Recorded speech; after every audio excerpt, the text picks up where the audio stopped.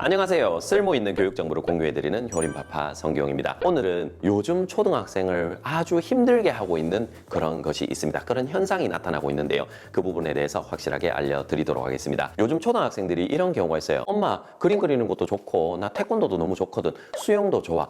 그리고 피아노도 너무 재밌어. 동요도 재밌어. 코딩, 와 그거 진짜 신기하더라. 그렇게 해서 너무나 많은 학원을 다니게 되는 것입니다. 왜냐하면 부모님 입장에서는 그렇게 다 보내주고 싶어요. 아이가 좋아하거든요. 코딩, 아이가 억지로 다니는 게 아니야. 동요, 억지로 하는 게 아니야. 피아노, 너무 재밌대. 그렇게 해서 너무 많은 학원을 다니는 동시에 또 영어, 수학 정도는 보통은 또 하나씩 다 보내시잖아요. 그러면 영어, 수학에 덧붙여서 예체능을 한 5개, 6개씩 혹은 영어, 수학, 과학 혹은 영어, 수학, 기파랑 국어 혹은 책나무 혹은 리드인 이렇게 여러 가지 많잖아요. 혹은 한우리 이런 게 있을 수 있잖아요. 그래서 영어, 수학, 국어 그 다음에 여러 가지 예체능을 다 모아보면은 결국은 너무나 많은 무리한 스케줄을 소화하고 있는 경우가 흔히 나타난다라고 할 수가 있거든요. 이런 현상들을 제가 흔히 관찰할 수가 있습니다. 제가 많은 초등학생들을 지도하다 보면 유독 좀 힘들어하는 아이들이 있어요. 제가 물어보면 이거 끝나고 어디 또 가야 돼요? 또 그거 끝나면 어디 가야 돼요? 오늘 집에 가면 한 8시 정도 돼요. 밥은 어디서 먹으라고 물으면 밥은 차에서 잠깐 먹거나 혹은 어디에서 먹어요. 이렇게 이야기를 하는데 어쩌면 초등학생인데도 저보다도 더 스케줄이 빡빡하다라고 할 수가 있겠죠.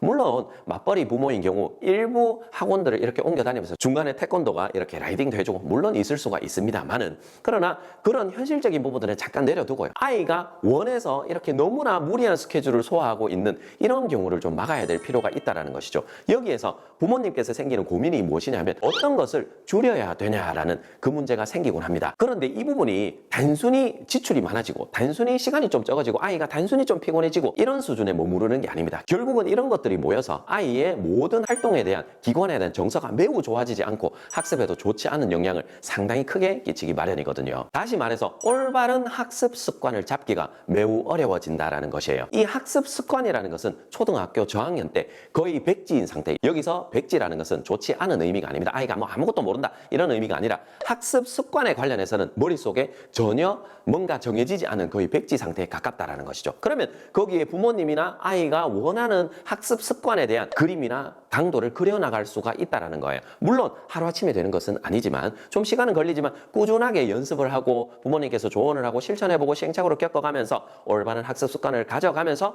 초등학교 중학년 정도가 되면 어느 정도 형성이 되어 있거든요. 그것을 토대로 중고학년 그리고 중학생까지 서서히 이어지게 되는 것입니다. 그게 자연스러운 흐름이라고 할 수가 있는데 초등학교 저학년 때부터 너무나 많은 기관을 다니기 시작한 거예요. 물론 순수한 마음에 좋은 마음에 보내는 거 아이도 즐기고 있는 거 저도 알고 있어요. 저도 이런 경험이 물론 있거든요. 제 아이와 관련해서요. 그러면 예를 들어서 대중적으로 영어 하나 보내고 수학 하나 보내고 그러면 영어 수학을 주 1회 가는 게 아니거든요. 수학은 1, 2회 정도 보통 2회 정도 가죠. 영어는 적어도 한 3회 이상 가게 된단 말이죠. 그러면 주 5회가 가는데 한 번 갔다 올 때마다 항상 숙제가 생기죠. 그러면 이 숙제가 있고 또한 우리가 항상 챙겨야 되는 것이 우리말 독서랑 영어 독서 좀 챙기면 좋죠. 그러면 이것만 해도 생각보다 좀 많아요. 숙제가 거의 주 5일 정도 주어지고 그 숙제가 한 1, 20분 만에 바로 할 수 있는 숙제라기보다는 좀 생각을 해야 되고 복습을 해야 되고 진득하게 앉아서 해야 되는 그런 숙제가 많거든요. 그러면 그걸 제대로 하고 우리말 독서와 영어 독서를 곁들이기에도 사실은 초등학교 저학년이면 좀 버겁다라는 거예요. 그러면 여기에서 예체능을 당연히 할 수 있겠죠. 저도 예체능 하는 거 찬성해요. 제 아이 같은 경우도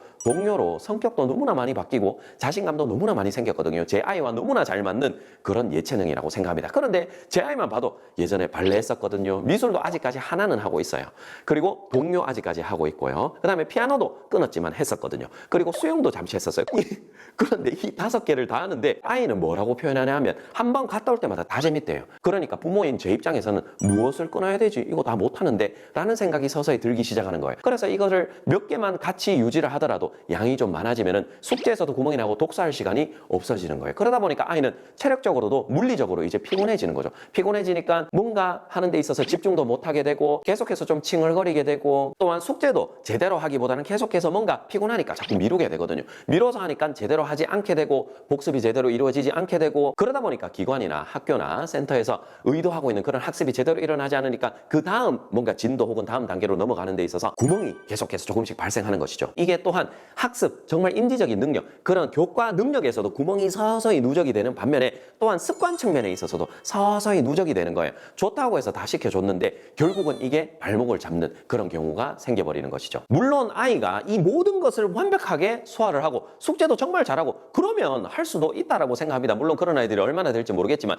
현실적으로 만약에 그게 가능하다면 괜찮을 수도 있습니다만은, 그러나 아이들은 체력이 다 고만고만해요. 비슷비슷하거든요. 그리고 인간이라면 소화할 수 있는 양 자체가 한계가 있기 마련이에요. 배우는 것도 정도껏 해야 되는 것이죠. 자, 그다음 이 많은 기관들로 인해서 그게 아무리 교과가 아니고 예체능 아이가 즐기는 것이라고 할지라도 그러면서 생기는 또 다른 부작용이 뭐냐 하면은 바로 여유 시간이 너무 없어지면서 독서를 멀리하게 된다는 거예요. 이게 왜 연관성이 있냐 하면 사실 독서라는 것은 아이가 이런 책을 봤을 때 와 이거 재밌다 라고 바로 뛰어드는 아이들은 열에 한두 명 정도예요.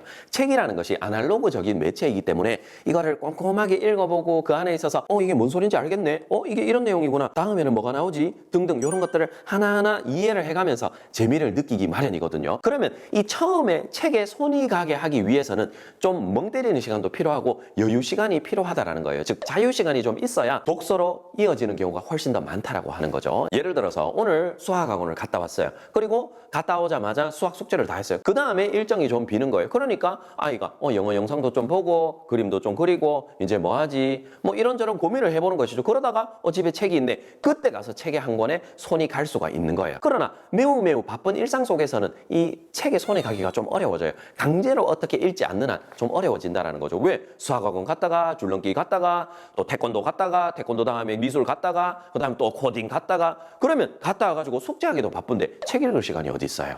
당연히 없죠. 책 읽어라라는 말을 할 수가 없는 그런 일정 속에 있게 되는 것이죠. 그래서 요즘은 사실 사회에 나가보면 또 학군지에 특히나 가보면 할 것들이 너무나 많습니다. 여기서 할 것들이라는 것은 보내고 싶은 학원들이 너무나 많아요. 그런데 그런 학원들을 다 보낼 수가 없습니다. 현실적으로 없습니다. 그래서 선택과 집중을 해야 됩니다. 저의 예시를 들어드리면 저는 선택과 집중을 어느 정도 하고 있습니다. 어떨 때 아닌 경우도 좀 있었어요. 저도 욕심에 좀 더 많이 보낸 경우도 당연히 있었습니다만 저는 어떻게 선택하고 있냐면 수학학원 보내고 있습니다. 수학 잡아야 된다고 생각해요. 어릴 때부터 제가 연산을 좀 이렇게 하기도 했고 기관에서 하기도 했고요. 그 다음에 영어 책 읽기, 영어 책 읽고 그 다음에 영어로 표현하는 그런 학원, 제가 운영하는 이 센터에 제 아이는 현재도 계속해서 영어학원은 이것만 다니고 있어요. 그리고 그 다음에 동요 하나 다니고 있습니다. 동요 일주일에 한 번 갑니다. 그리고 나서 조금 더 있긴 하지만 그 양이 많지 않아요. 그러니까 사실은 여유 시간이 은근히 많은 거예요. 그런데 이렇게 여유 시간이 많은데도 불구하고 숙제를 제대로 하고 어떨 때는 제대로 하지 못할 때도 있거든요. 막 급하게 할 때도 가끔 가다 있어요. 이런데도 문제가 한 번씩 발생하고 제대로 된 습관을 잡는데 좀 어려움이 가끔씩은 생기기도 하지만 그래도 지금은 준수하게 어느 정도 밸런스가 맞게 이어가고 있거든요.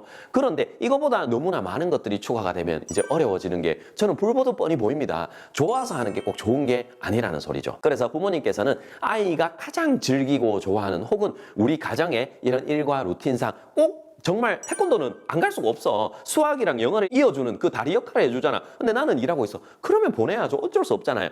그런 거나 혹은 부모님께서 라이딩을 해주고 태워주실 수 있다면 정말 아이가 좋아하는 거 하나 혹은 제가 권하기는 한 2개 정도 그 정도는 괜찮다고 생각합니다. 그런데 이게 좀 더 많아지면은 이제 어려움이 거기에서 시작이 된다라고 할 수가 있겠죠. 여기에서 꼭 학원만 의미하는 것이 아닙니다. 학교 방과후도 마찬가지고 혹은 교육청에서 하는 뭔가 특별 프로그램 기타 등등 우리가 공사에서 할 수 있는 모든 프로그램을 다 포함하는 것입니다. 그 중심에는 우리가 뺄 수 없는 그냥 무조건 박아두고 가야 되는 학교 수업이 있잖아요. 그건 어떻게 조정이 안 되는 거예요. 그거는 딱 중간에 두시고 그 중심을 기점으로 해서 그 다음에 아이가 이날은 요 정도의 여유가 있고 요 정도 하나 하고 숙제할 시간 이 정도 확보해주고 좀 놀 시간도 좀 주고 왜냐면 친구랑 놀 시간도 좀 있어야죠. 그리고 그 다음 날은 이렇게 그러니까 결국은 어느 정도 밸런스 있게 어느 정도 여유 시간을 확보하면서 그 여유 시간을 어느 정도 확보하고 어느 정도가 밸런스인지는 아이에 따라서 약간의 개인차가 당연히 있을 것이고 가정에 따라서도 차이가 있기 때문에 제가 일률적으로 딱 정해드리긴 힘들겠죠. 하지만 저희 집은 아까 전에 말씀드린 대로 그것보다 조금 더 무언가 하고 있긴 하지만 크게 거기에서 많이 더 하고 있진 않거든요. 그래서 아이가 충분히 학습도 복습을 할 수 있는 시간을